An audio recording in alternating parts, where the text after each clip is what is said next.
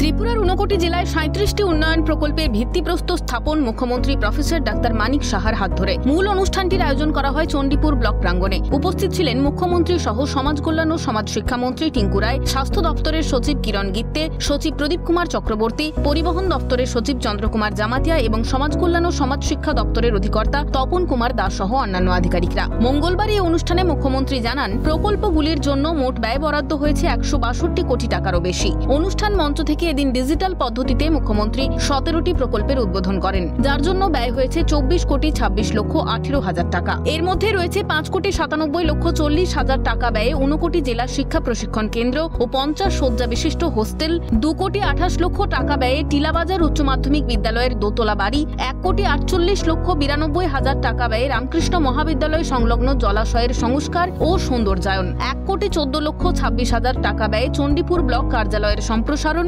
নুনছড়ায় 3 কোটি 30 লক্ষ 66 হাজার টাকা ব্যয়ে জলজীবন মিশনে পানীয় জলের ব্যবস্থা ইত্যাদি। এছাড়াও ডিজিটাল পদ্ধতিতে মুখ্যমন্ত্রী ডাক্তার মানিক সাহা 20টি প্রকল্পের শিলান্যাস করেন মঙ্গলবার। জানা গিয়েছে, প্রকল্পগুলির রূপায়ণে ব্যয় হবে 137 কোটি 98 লক্ষ টাকারও বেশি। এর মধ্যে উল্লেখযোগ্য প্রকল্পগুলি হল 24 কোটি 20 লক্ষ টাকা অনুমোদিত ব্যয়ে জেলা শাসক কার্যালয় নির্মাণ, 8 কোটি টাকা ব্যয়ে কৈলাসহর মহকুমা শাসক কার্যালয় নির্মাণ, 14 কোটি 74 হাজার টাকা ব্যয়ে রামকমল উচ্চ মাধ্যমিক বিদ্যালয়ের বাড়ি নির্মাণ, কৈলাসহরে 6 কোটি 50 লক্ষ টাকা ব্যয়ে জেলা পরিবহন কার্যালয় নির্মাণ, পাইতুর বাজারে 11 কোটি 40 লক্ষ টাকা ব্যয়ে ওয়ার্কিং ওমেন হোস্টেল নির্মাণ, চণ্ডীপুরে 20 কোটি টাকা ব্যয়ে 50 শয্যা বিশিষ্ট ড্রাগ ডিঅ্যাডিকশন সেন্টার, 8 কোটি 51 লক্ষ টাকা ব্যয়ে রামকৃষ্ণ শিক্ষা প্রতিষ্ঠানের নতুন বাড়ি নির্মাণ। অনুষ্ঠানে মুখ্যমন্ত্রী দাবি করেন, প্রধানমন্ত্রী ত্রিপুরার জন্য হীরা মডেল দিয়েছেন। হীরা মডেলের মধ্যে জাতীয় সড়ক, রেল যোগাযোগ ও এয়ারওয়েজের অভূতপূর্ব উন্নয়ন হয়েছে। রাজ্যের আইন শৃঙ্খলার অনেক উন্নতি হয়েছে। সারা রাজ্যেই এখন উন্নয়নের জোয়ার বইছে,